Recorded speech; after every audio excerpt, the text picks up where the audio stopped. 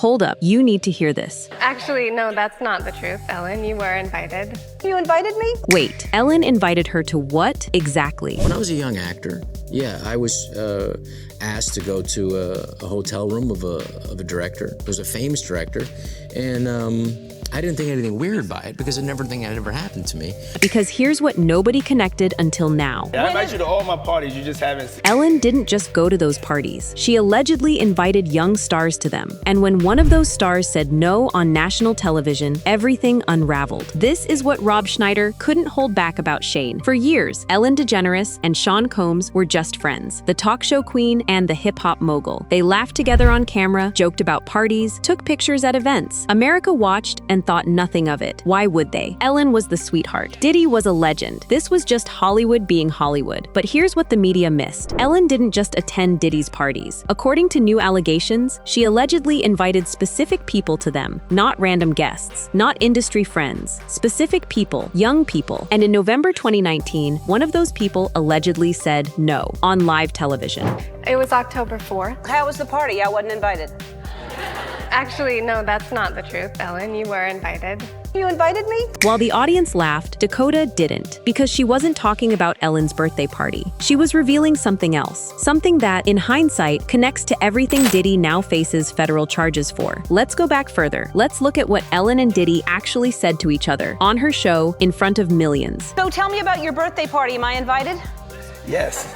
Yes, you're definitely invited. I invite you to all my parties, you just haven't. Everyone laughed. The audience ate it up. It was cute. Playful banter between old friends. Ellen laughed. Diddy kept going. Nothing to see here. Except now we know what all my parties means. In March 2024, federal agents raided Diddy's homes in Los Angeles and Miami. They seized video footage, documents, evidence of what prosecutors call sex trafficking, racketeering, and the organization of what are now known as freak-offs. Parties where women were allegedly coerced, where NDAs were mandatory, where cameras allegedly filmed everything for blackmail. The same parties Diddy joked about on Ellen's show. The same parties he kept inviting Ellen to. The same parties Ellen allegedly kept inviting other people to. In 2016, Ellen posted about Diddy's birthday. But this wasn't a normal post. She used every version of his name. Puff Daddy, P. Diddy, Sean Combs, and then she added her own nickname for him. I call him Cuddle McNugglestuff. Ellen posted, I call him Cuddle McNugglestuff. At the time, it was nothing. Just a quirky inside joke. The kind of thing you post about someone you've known for years, someone you see all the time, someone you trust. But in 2024, when Diddy was arrested on charges of sex trafficking and racketeering, that tweet resurfaced. The internet screenshotted it, they shared it, they reinterpreted it, and suddenly, Cuddle McNugglestuff didn't sound quirky anymore. It sounded intimate. It sounded like Ellen knew him well, really well. The kind of well where you know what his parties actually are, where you know what all my parties really means. The kind of well where you know exactly who should get an invitation and who shouldn't. This is where Rob Schneider couldn't stay quiet anymore, because Rob Schneider has spent years trying to expose the rot in Hollywood, the predatory systems, the powerful men who use their influence to access vulnerable people, the enablers who smile on camera while allegedly facilitating abuse behind closed doors. And suddenly, two dots connected in a way that made everything clear. When I was a young actor,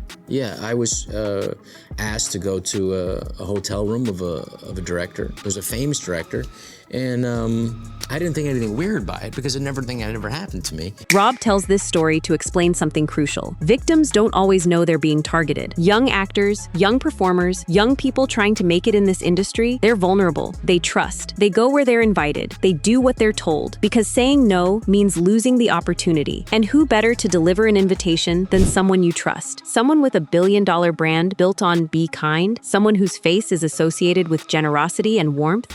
I get why women, I mean, why they wouldn't want to talk about it.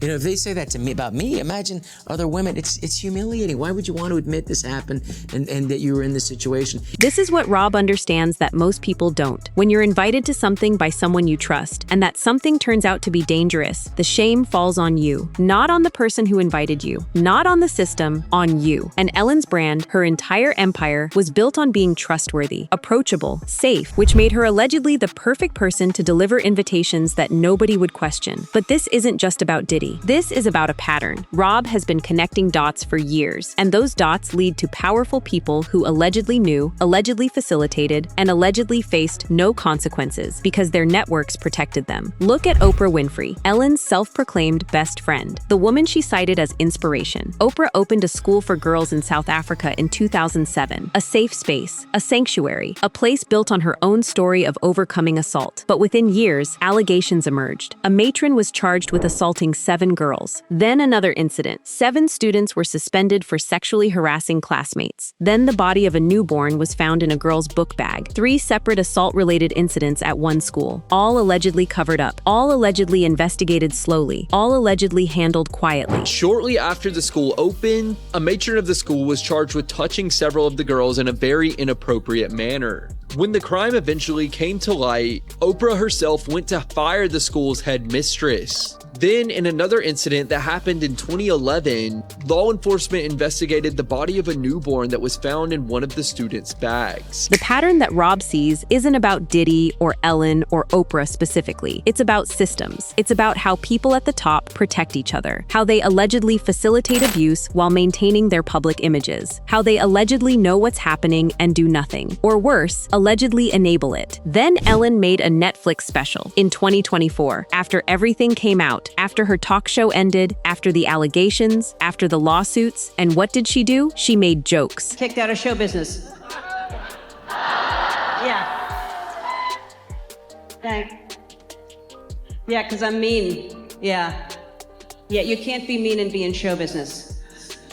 No, they'll kick you out. She laughed, the audience laughed. She addressed the controversy the same way she always did, by minimizing it, by turning it into a punchline, by making herself the victim of being canceled. But Rob didn't laugh, and neither did the people who worked for her. Felt Ellen was not taking responsibility at all. She was sugarcoating it. Ellen joked about therapy. She joked about the New York Times and Washington Post calling her mean. She joked about Elmo, but she never addressed the core allegation, that she allegedly knew what Diddy's parties were and allegedly invited people to them anyway. When I got hired, I walk into her office, which was the writer's room. It was like a loungy kind of writer's room.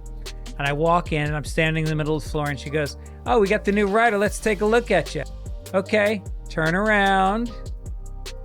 And that was my first thought of like, oh, this is going to be that. This is going to be me as the guy. This wasn't just rudeness. This was power. This was someone using their position to humiliate, to control, to make it clear. I decide what happens here. The same energy that allegedly made invitations impossible to refuse. And while Ellen was performing kindness on camera, her guests were being humiliated off camera. When I was like 23 and people were just like kind of reducing me to like kind of making slideshows of like my dating life and putting people in there that I'd sat next to at a party once and deciding that my songwriting was like a trick rather than a skill and a craft. Kind of, it's a way to take a woman who's doing her job and succeeding at doing her job and making things, and it's in a way, it's figuring out how to completely minimize that skill. Ellen made a game out of shaming Taylor Swift for her dating life on national television, while the audience laughed. While the cameras rolled, this is who Ellen was. This is what her power looked like. Not subtle, not hidden, performed. In 2024, Ellen sold her Montecito mansion. She left America. She moved to the Cotswolds in England, to a farmhouse, to a place where, according to her, she could escape politics. The official story? Trump won. She was devastated. She couldn't live in America anymore, but the timing was suspicious. Officially, she left because of politics. Trump won. She was devastated, but the timing, it didn't go unnoticed as Diddy's legal troubles were heating up and his old friends were getting questioned. His empire was crumbling. His name was becoming toxic, and everyone who'd been close to him was being questioned. Everyone except Ellen. She was already gone. Elon Musk noticed this. He reposted a tweet connecting her move to Diddy's downfall. He didn't say anything. He just added an emoji.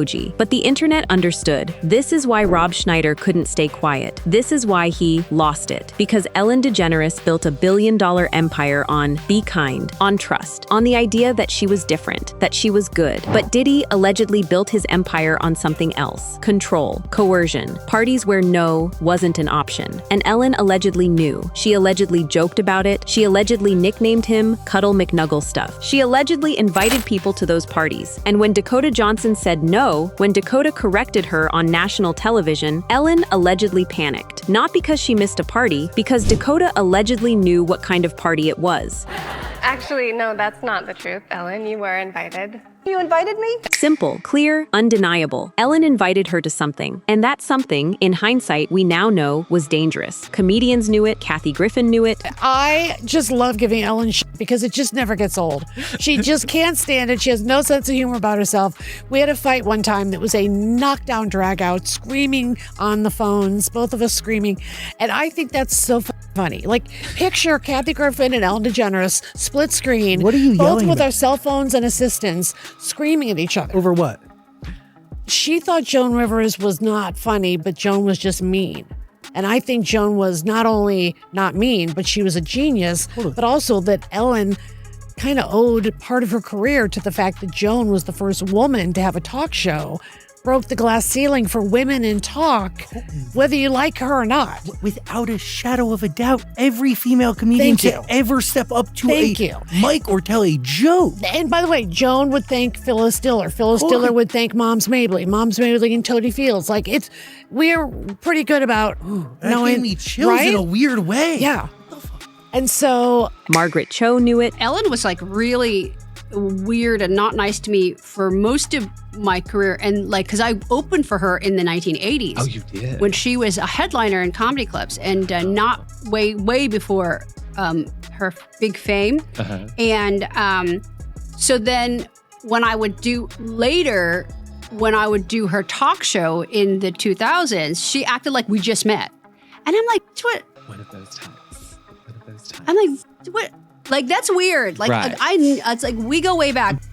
And Anne Heche allegedly knew it too. So much so that she worked on a documentary exposing Ellen. And before she could finish, she died. I hope you like your money because that's why I broke up with you. Do you like sitting on your piles of cash? Because guess what? It gets you exactly where you are. And by the way, baby, it's what you wanted then, and I hope you're liking it now. Cheers. You broke up with her because she had a lot of money, or you broke up with her because... I broke up with her because her goal was to have a lot of money, and mine was to find love, and hers was I want 60 billion. So here's where we are. Diddy is in federal prison, facing life sentences. His empire is ash. His name is toxic. Ellen is in the English countryside, raising chickens, drinking tea, living the life of a woman who allegedly outran the scandal. But running only works if nobody chases you. And the internet never stops chasing. Diddy allegedly built his parties. Ellen allegedly invited people to them. Dakota allegedly said no, and Rob couldn't help but point out what everyone was too scared to say. Ellen knew exactly what she was doing. She built an empire on being trustworthy, and allegedly used that trust to deliver invitations to parties where people weren't safe. You don't get to be both. If you caught our video on Dakota Johnson and Epstein, you know this pattern doesn't stop at Diddy. Subscribe, because we're just getting started with the connections nobody else is making.